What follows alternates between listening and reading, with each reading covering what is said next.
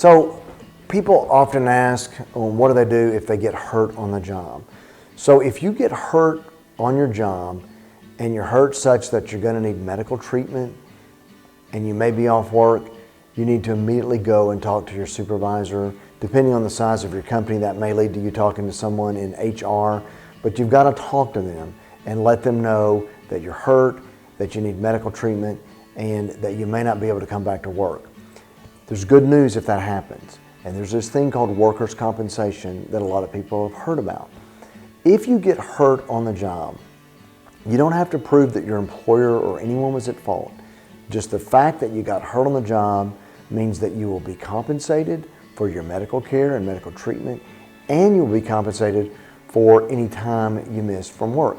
That's how workers' compensation operates.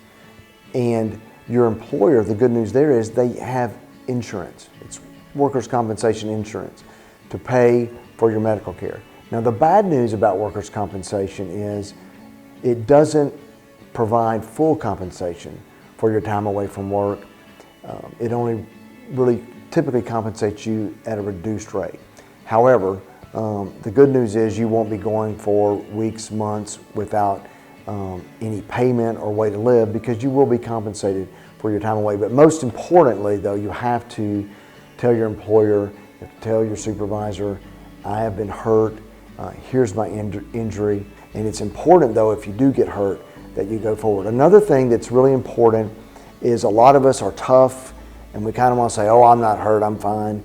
The problem with that is if you keep trying to work and you are hurt, you're going to get hurt a lot worse. So if you're hurt and injured, time out, stop, talk to your supervisor and get treatment.